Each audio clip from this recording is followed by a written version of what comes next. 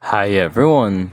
In this video, we'll talk about Shopmonkey tutorial for beginners.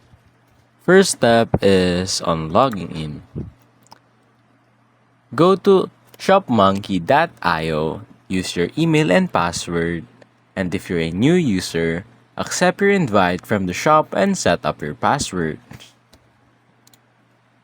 Now, to create a new job, click the plus button to start an estimate. Select or add a customer, add or create a vehicle, and then plug in services, parts, and labor. Some pro tip is use canned jobs for faster estimates.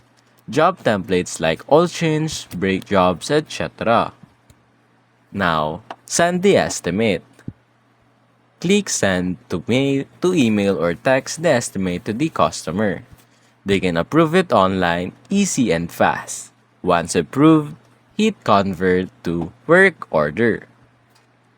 Now, on scheduling the job, drag the job onto the calendar, assign to a technician, set times and track progress with status tags.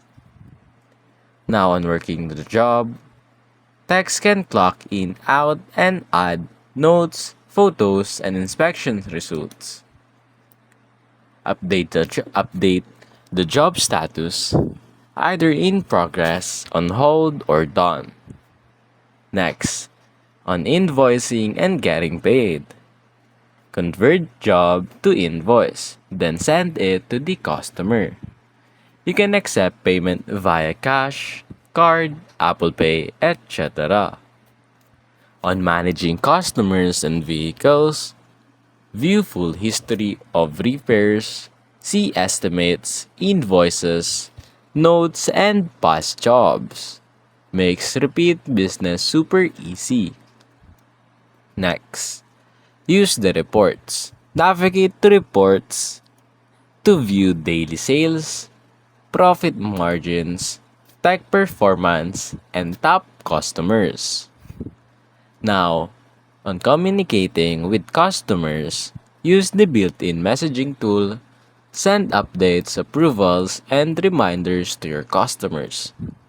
All messages are saved in the job thread. And lastly, you can use it on the go. Shopmonkey works perfectly on mobile. Text can update jobs, take pics, and message customers from anywhere.